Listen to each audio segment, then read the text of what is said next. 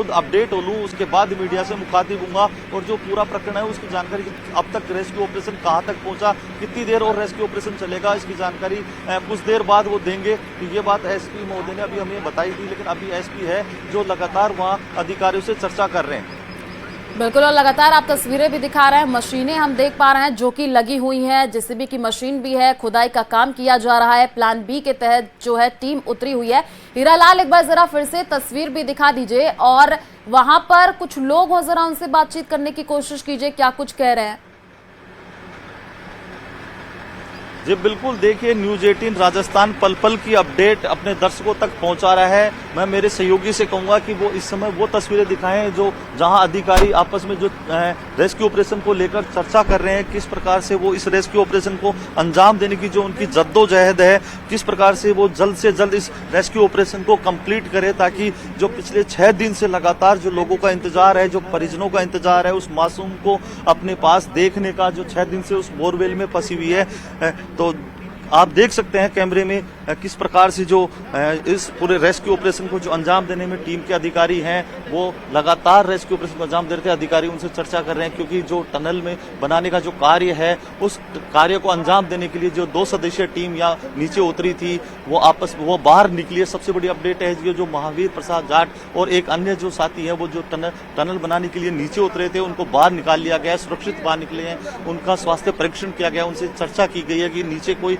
दिक्कत तो नहीं है, स्वास्थ्य को लेकर कोई परेशानी तो नहीं है, ऑक्सीजन लेवल कितना है, टेम्परेचर कितना है। बताया जा रहा है कि ऑक्सीजन लेवल पर्याप्त मात्रा में है, तो जो ऑक्सीजन लेवल यहाँ से बढ़ा के दिया गया था क्योंकि पर्याप्त ऑक्सीजन लेवल होने की वजह से बल्कि कम किया गया है, तो नीचे किसी प्रकार की अभी तक उनको कोई दिक्कत नहीं हुई। तो उम्मीद यही जताई जा रही है कि जल्द से जल्द इस रेस्क्यू ऑपरेशन को अंजाम दिया जाएगा। और टनल बनाने का कार्य है 5 से 6 घंटे जो बताए जा रहे हैं, लेकिन पथरीली जमीन आने की वजह से फिलहाल कुछ देर के लिए टनल बनाने का जो कार्य है वो रुका जरूर है, लेकिन अब जो ड्रिल मशीन के जरिए उस टनल को बनाने का कार्य किया जाएगा। शायद इसी चीज को लेकर वो एनडीआरएफ के जो अधिकारी हैं उनसे चर्चा कर रहे हैं। जी बिल्कुल हीरालाल, क्योंकि रेस्क्यू तो तेज किया गया लेकिन हमने देखा कि कितनी दिक्कतें आ रही थी, क्योंकि पहले गीली मिट्टी, उसके बाद से पत्थर की लेयर, और परिजनों को भी हमने सुना, उनका ये कहना है कि अगर काम जल्दी होता तो शायद उनके बच्ची को अभी तक निकाल लिया गया होता। क्या आप मौके पर मौजूद है? आपको ऐसा लग रहा है कि काम में देरी हो रही है और जो है अगर ये जल्दी होता तो शायद चेतना इससे पहले ही जल्दी बाहर उसको निकाला जा सकता था?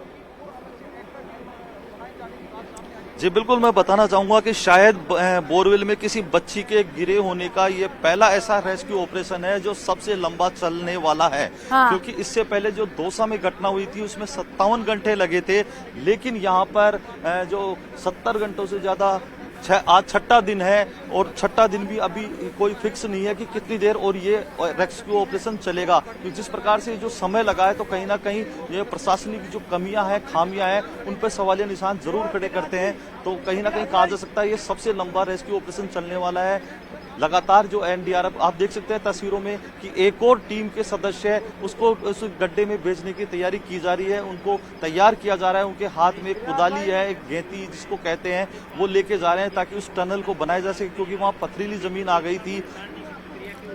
ठीक है हीरालाल, आप इस पूरे खबर पर नजर बना करके रखिए, क्योंकि कहा यह जा रहा है कि कुछ घंटों के बाद जो है चेतना को बाहर निकालने की संभावना जताई जा रही है। आप नजर बना करके रखिए, आगे भी आपसे अपडेट लेंगे। फिलहाल शुक्रिया तमाम जानकारी साझा करने के लिए। और चलिए रुक करते अगली खबर की ओर। मुख्यमंत्री भजन लाल आज कैबिनेट की बैठक लेंगे। आपको बता दें कि दोपहर 2 बजे कैबिनेट, वहीं इसके बाद 2:30 बजे मंत्री परिषद की बैठक होगी, जिसमें कई मुद्दों पर फैसला हो सकता है। इनमें एसआई भर्ती परीक्षा रद्द करने के साथ गहलोत सरकार में बनाए गए नए जिलों पर निर्णय हो सकता है। इस वक्त की सबसे बड़ी जानकारी आपको जयपुर से दे रहे हैं। आज भजन लाल कैबिनेट की बैठक होगी और नए जिलों पर बनी कैबिनेट सब कमेटी रिपोर्ट तैयार कर चुकी है। मंत्रियों की कमेटी ने भी जो है ललित के पवार कमेटी की सिफारिश के आधार बना करके मापदंडों पर खरा नहीं उतरने वाले छोटे जिलों को मर्ज करने की सिफारिश की है, और इन छोटे जिलों में जयपुर ग्रामीण, जोधपुर ग्रामीण और दूदू शामिल है। आपको बता दें कि सरकार को 31 दिसंबर तक नए जिलों से लेकर नई प्रशासनिक इकाइयां बनाने की छूट है, क्योंकि 31 दिसंबर के बाद जनगणना रजिस्ट्रार जनरल की तरफ से नई प्रशासनिक इकाइयों के गठन पर रोक लग जाएगी। भर्ती परीक्षा का प्रश्न है। हमारी अध्यक्षता में कमेटी बनी, एसआईटी का गठन हुआ, एसआईटी ने अपना कार्य किया, हमारी समिति ने भी अपनी पूरी समीक्षा की और अपनी रिपोर्ट माननीय मुख्यमंत्री जी को भेज दी। उनके पास विचाराधीन है और माननीय मुख्यमंत्री जी और सरकार इस पर सभी पहलुओं पर, जिसमें कानूनी पहलू भी है, सभी पक्षों के पक्ष भी है, अपने अपने हैं, और अन्य सारी चीज़ें देखकर एक्सपर्ट की रिपोर्ट भी है, उन सब को देख के कोई न कोई यथायोग्य शीघ्र निर्णय लेंगे। अभी माननीय मुख्यमंत्री और सरकार के पास ये विषय विचाराधीन है। जहाँ तक नए जिलों का, 31 तारीख लास्ट है, ना तक जय जिलों का प्रश्न है, पूर्ववर्ती सरकार ने जाते जाते आनन फानन में जो हमारा नेशनल क्राइटेरिया है उसको नहीं देखा, जो हमारे जनहित में होना चाहिए उसको नहीं देखा, जिले की उपयोगिता क्या है उसको नहीं देखा, आर्थिक भार क्या पड़ेगा उसको नहीं देखा, कितना प्रशासनिक लवाजमा हमको चाहिएगा वो नहीं देखा, कितना इंफ्रास्ट्रक्चर चाहिएगा हमका वो नहीं देखा।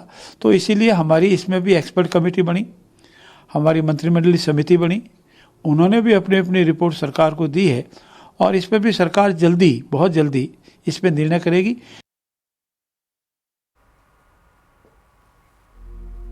और चलिए रुक करते अगली खबर की ओर। टोंक के समरावता में उपद्रव मामले में कल नगरफोर्ट में महापंचायत की तैयारी की जा रही है। नरेश मीणा समेत लोगों को रिहा करने की मांग की जा रही है और पूरे मामले की न्यायिक जांच और गांव में हुए नुकसान का मुआवजा दिलाने की मांग भी अभी पूरी नहीं हुई। नगरफोर्ट में कल कांग्रेस नेता प्रहलाद गुंजल, सरपंच संघ जिलाध्यक्ष मुकेश मीणा महापंचायत को संबोधित करेंगे और सरकार के सामने अपनी मांगे रखेंगे।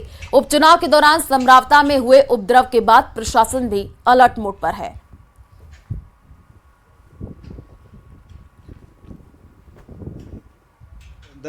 इनके दो मंत्री आ गए, ना किसी तरह का कोई जो यहाँ पे जिस तरह से जो घोषणाएं करके गए, हम ये करवा देंगे, हम ये कर देंगे, बाकी आज दिन तक ना तो समरावता गांव को ना तो ये न्याय दिला पाए, ना वहाँ पे जिस तरह से हमारी मांग रही कि जुडिशरी